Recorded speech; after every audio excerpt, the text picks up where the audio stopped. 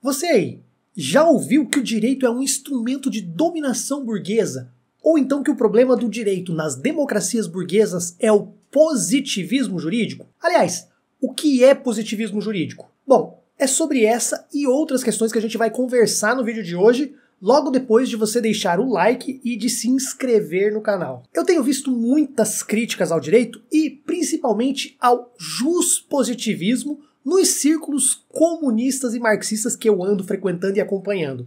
E olha, algumas dessas críticas são extremamente válidas, especialmente quando expõem o papel do direito na manutenção das estruturas de poder da sociedade capitalista. Esse problema existe mesmo, mas ao contrário do que muita gente pensa, esse não é o problema do direito em si e tampouco do positivismo jurídico. E é por isso que muitas dessas críticas estão errando o alvo. Ou seja, as críticas estão corretas, mas o alvo é que não está bem calibrado e a gente vai explicar por quê. Antes de qualquer coisa, a gente precisa entender uma coisa fundamental. O direito, ele é como se fosse uma ferramenta, e como toda ferramenta, ele tem um propósito. E não se engane, eu não estou dizendo que ele é uma ferramenta neutra, assim como, por exemplo, a ciência também não é neutra. Assim como a ciência se materializa em pesquisas e projetos que partem de vieses, o direito também vai se manifestar através de uma forma jurídica que vai refletir o quê? Vai refletir a sua sociedade, bem como também o modo de produção que está na infraestrutura dessa sociedade. E é aí que começa a confusão, porque o direito não é a mesma coisa que forma jurídica. A forma jurídica é uma maneira como o direito aparece na sociedade. Ele é o reflexo de como as normas são construídas, de como as instituições são organizadas e de como o Estado opera para atingir determinados objetivos. Em outras palavras, a forma jurídica é o molde no qual o direito vai ser derramado. O conteúdo desse direito, as normas, até pode mudar, mas o formato vai sempre depender da estrutura e das relações sociais daquela sociedade. E é aí que mora o problema do capitalismo. Porque na sociedade capitalista, a forma jurídica é moldada pelos interesses da classe dominante. Hoje, o direito se organiza para proteger a propriedade privada, para garantir os contratos de trabalho e para assegurar a circulação de mercadorias. Em outras palavras, para manter a ordem capitalista. Não é à toa que a gente sente que as leis são feitas para proteger quem tem mais. E de fato, elas são. E não tem como ser diferente em uma sociedade em que o Estado e as suas instituições exercem um papel de guardiões do capital. Quem explica isso maravilhosamente bem é Evgeny Pachucanes. Se você nunca ouviu falar dele, anota aí esse nome. Pachucanes foi um jurista marxista que explicou como a forma jurídica do capitalismo é construída para atender às necessidades da mercadoria e das relações capitalistas. Ele mostra como o direito, na sua forma jurídica capitalista, se organiza para garantir a troca mercantil e as relações de exploração. Ou seja, não é o direito em si que é o problema, mas a forma jurídica capitalista que ele assume. E entender essa diferença entre direito e forma jurídica é essencial para a gente direcionar as nossas críticas da forma correta. Porque o problema não é a existência do direito, mas sim a forma jurídica que ela assume numa sociedade de classes. Então, quando a gente critica o direito sobre o capitalismo, o que a gente está criticando é a forma jurídica burguesa dessas leis e dessas normas, e não o conceito de direito em si. Até porque o direito é um instrumento necessário, e eu digo mais, é indispensável para toda e qualquer convivência social. Então, o problema da forma jurídica no capitalismo é o tal do juspositivismo? É comum a gente ver associando o juspositivismo ao direito burguês como se ele fosse a base ideológica de todas as injustiças do sistema jurídico capitalista. A ideia é simples: se o direito burguês é opressor e o juspositivismo é a teoria que explica o direito, então o problema só pode ser o juspositivismo, certo? Pois é. Não é bem assim. Essa linha de raciocínio acaba misturando categorias de estruturas de análise do direito diferentes e contribui ainda mais para uma visão equivocada do direito. E por que isso acontece? De onde vem essa confusão? Em grande parte, isso vem de uma falta de compreensão sobre o que de fato é o juspositivismo. E também, principalmente, sobre o que ele não é. Então, antes de mais nada, deixa eu deixar uma coisa bem clara. A discussão sobre o juspositivismo não tem nada a ver com a forma jurídica. São duas categorias de análise completamente diferentes. Enquanto a forma jurídica diz respeito à maneira como o direito se apresenta na sociedade, o molde sobre qual é derramado o direito, o juspositivismo trata da validade do direito. Em outras palavras, ele tenta responder à seguinte pergunta: por que o direito é válido? O juspositivismo ele não está interessado no conteúdo das normas nem na estrutura jurídica do capitalismo, socialismo, feudalismo ou qualquer outro modo de produção. Ele só quer entender por que é que a gente obedece às leis. Para explicar isso, existem três correntes principais que tentam compreender essa validade do direito. Ou melhor, responder de onde vem a ideia de que as pessoas devem obedecer às leis. Nós temos o jusnaturalismo, o jusracionalismo e o juspositivismo. O primeiro, o jusnaturalismo, é provavelmente a teoria mais antiga sobre a validade do direito. Ele parte da ideia de que existem leis naturais, universais e imutáveis que estão acima das leis humanas. Em outras palavras, o direito ele seria válido porque ele busca refletir uma ordem natural ou divina anterior a qualquer criação humana. Isso até parece bonitinho, né? Mas na prática, o jusnaturalismo já foi usado para justificar todo tipo de opressão. Aristóteles, por exemplo, justificava a escravidão dizendo que existiam pessoas naturalmente inferiores que nasceram para servir. Lembra também do direito divino dos reis governarem? Pois é, São Tomás de Aquino dizia que a servidão era uma consequência natural do pecado original, legitimando toda a hierarquia feudal. E quando nós chegamos aos liberais como John Locke, a ideia do direito natural foi usada para justificar a propriedade como um direito natural absoluto, como se ele fosse inquestionável. Ou seja, o jusnaturalismo nada mais é do que uma tentativa de dar aparência de lei natural a normas criadas por interesses muito humanos dentro da nossa história. E daí se desenvolveu logo em seguida o jusracionalismo, que tentou dar uma base mais racional para o direito.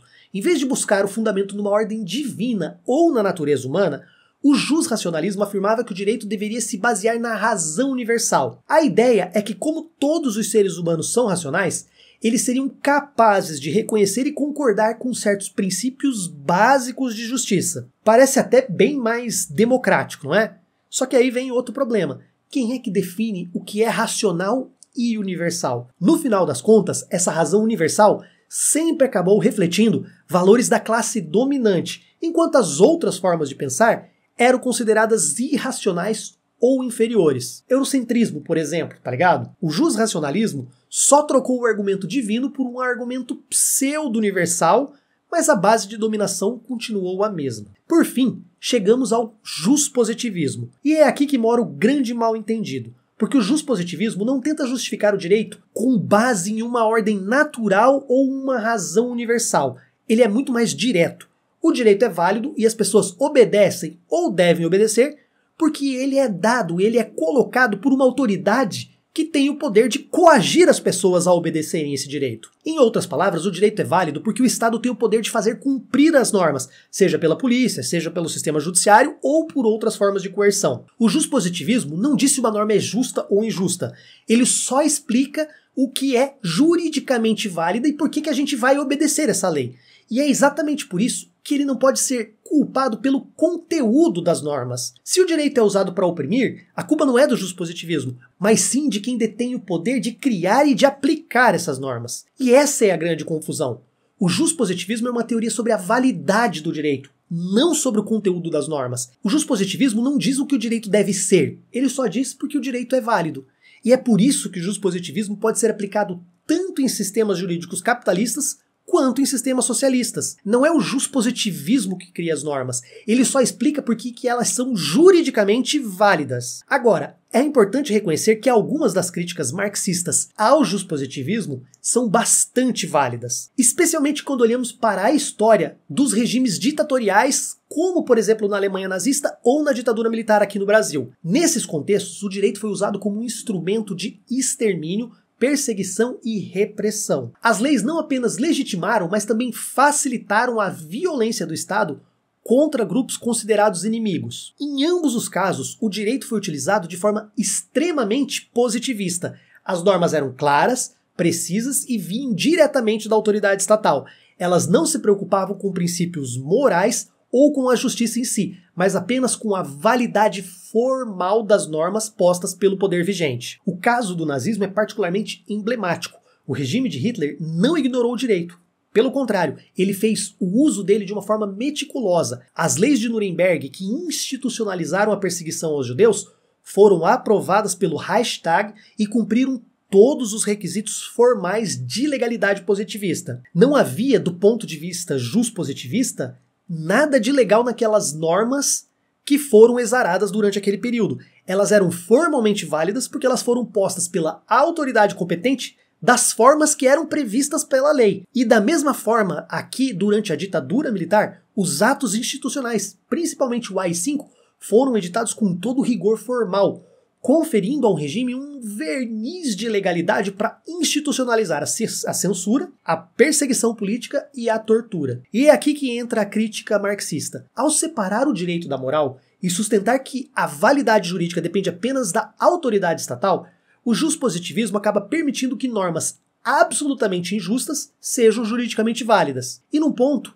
eles estão certos. O juspositivismo não faz juízo de valor sobre o conteúdo da norma. E é exatamente esse ponto que torna vulnerável o juspositivismo ao uso autoritário do direito. Para muitos marxistas, essa separação entre direito e moral faz com que o juspositivismo acabe legitimando a opressão, já que o Estado burguês tem o poder de criar normas para manter seus próprios interesses. E isso, na prática, significa que o direito pode ser usado para institucionalizar a exploração, a desigualdade e a violência. Essas críticas são extremamente importantes e precisam ser levadas em consideração. No entanto, é preciso contextualizar essa discussão, porque o problema não está exatamente no juspositivismo, mas na forma como ele foi utilizado. O que aconteceu tanto na Alemanha nazista quanto no Brasil sob a ditadura militar foi o uso instrumental do direito para dar um verniz de legalidade para esses atos autoritários. O direito foi manipulado para criar uma aparência de normalidade jurídica, enquanto na prática ele estava sendo usado para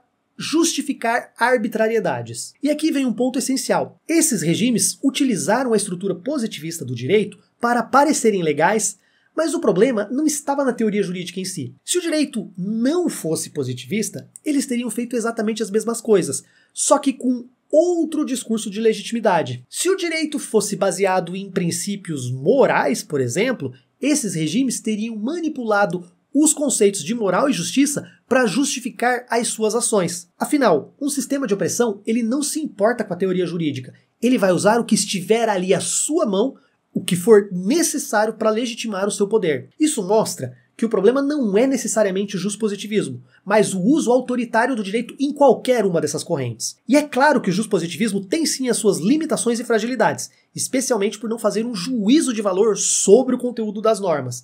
Mas isso não significa que ele seja inerentemente burguês ou autoritário. Ele é uma teoria sobre a validade do direito e não sobre o conteúdo das normas, e isso nós já cansamos de repetir aqui, né? E é justamente por isso que ele pode ser usado tanto em sistemas capitalistas quanto em sistemas socialistas. O que esses exemplos históricos mostram é que o direito, independente da teoria que o embasa, pode ser usado como instrumento de opressão quando está a serviço de um Estado autoritário. As críticas marxistas são válidas ao apontar essa instrumentalização do direito.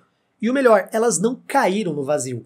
Na verdade, elas tiveram um impacto significativo e positivo na forma como a teoria moderna entende a validade do direito. Se antes o juspositivismo era rígido e separado da moral, hoje ele se adaptou às complexidades das sociedades contemporâneas, incorporando, inclusive, alguns elementos do jusnaturalismo e do jusracionalismo. O juspositivismo moderno reconhece que as normas jurídicas não existem num vácuo. Elas precisam dialogar com princípios éticos, valores sociais e a própria noção de justiça. Isso permite que, em determinados casos concretos, o juiz tenha a liberdade de interpretar a lei com flexibilidade e, se necessário, deixar de aplicá-la para evitar uma injustiça. Esse movimento é conhecido como positivismo inclusivo ou neopositivismo. O grande diferencial dessa abordagem é que ele dá ao juiz uma possibilidade de ponderar os princípios em jogo, buscando a solução mais justa para o caso concreto. É o que acontece, por exemplo, no controle de constitucionalidade, quando uma norma é declarada inconstitucional por ferir princípios fundamentais. Aqui, o juspositivismo dialoga com a moral e com a justiça material, superando essa visão estrita da legalidade formal. Essa flexibilização, no entanto, só funciona em regimes democráticos que garantam uma independência do judiciário. Em regimes autoritários, mesmo o juspositivismo moderno pode ser usado como instrumento de opressão, já que o poder político controla tanto as normas quanto as decisões judiciais. Essa mudança na teoria mostra que o juspositivismo não é estático nem cego à justiça. E também reforça um ponto importante das críticas marxistas. A teoria jurídica por si só não define o conteúdo do direito. Quem faz isso é a estrutura de poder que controla o Estado. Então, o problema não está no juspositivismo em si, mas na base econômica que molda o direito dentro de uma sociedade capitalista. E quando eu falei em democracia agora há pouco, eu posso ir além e dizer que nem a democracia burguesa é uma democracia de verdade, pois aqui as leis não são realmente democráticas e muito menos a aplicação do direito é. Por mais que um juiz ou uma juíza faça algo que seja genuinamente justo, ético, se ela contrariar os direitos da classe dominante, sempre vai existir um STF para modular o direito de volta para o seu tom, ou melhor, para a sua forma jurídica. Compreender que a validade do direito vem do poder de coerção do Estado é uma constatação materialista, é um dado observável da realidade. O juspositivismo, ao contrário do que muitos pensam, não inventa nada, ele apenas explica como o direito funciona na prática. As normas são válidas porque são postas por uma autoridade competente que tem o poder de coerção. Isso é um fato concreto, independente do conteúdo das normas. E aqui está um ponto crucial. Esse dado da realidade não é necessariamente ruim. A estrutura juspositivista não é inerentemente burguesa ou capitalista. Ela é apenas um modo de organização jurídica que se adapta ao sistema político em que está inserido. E a prova disso é que, nas experiências socialistas, essa estrutura continuou em vigor. Na União Soviética e em Cuba, o direito foi organizado de tal forma positivista com normas claras, codificadas, para serem aplicadas pelo Estado. Não houve um retorno a teorias jusnaturalistas ou jusracionalistas. Pelo contrário, essas experiências mantiveram a coerção estatal e a validade das normas postas exatamente como prevê o juspositivismo. E faz todo sentido que seja assim. Afinal, a visão marxista não reconhece nenhuma lei natural ou razão universal como fonte de legitimidade. Para o materialismo histórico, toda norma é uma construção social que reflete as relações materiais de uma determinada sociedade em seu determinado momento histórico. Não existe justiça universal ou direito natural. Existe apenas o direito posto que reflete as condições materiais de produção e as relações de poder. E é justamente por isso que o juspositivismo é muito mais coerente com a visão marxista do que as correntes jusnaturalistas ou jusracionalistas, já que essas se apoiam em fundamentos metafísicos ou idealistas. Além disso, o direito não é só um instrumento de opressão. Ele também pode ser uma ferramenta de organização social e de consolidação do poder político. Em todas as experiências socialistas, o direito foi essencial para consolidar o Estado socialista, garantir a ordem interna e estruturar o processo de transição. Sem um ordenamento jurídico claro, não seria possível organizar a economia planificada, consolidar as reformas agrárias e industriais ou mesmo proteger as conquistas da Revolução contra as investidas contra-revolucionárias. É por isso que o direito não só foi, como será, numa eventual ruptura do sistema capitalista aqui no Brasil, por exemplo, uma ferramenta essencial para a consolidação do Estado socialista.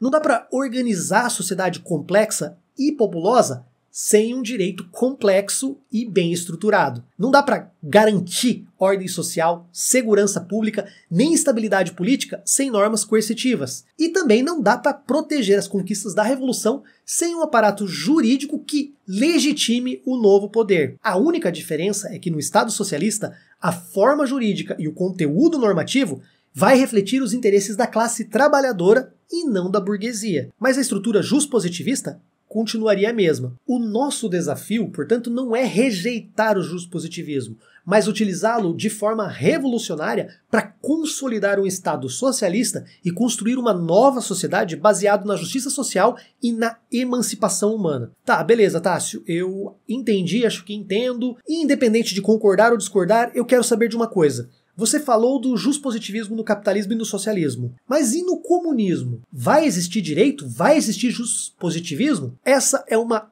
ótima discussão que a gente vai deixar para outro vídeo. Por enquanto, aqui é Abaixo a exploração do homem pelo homem.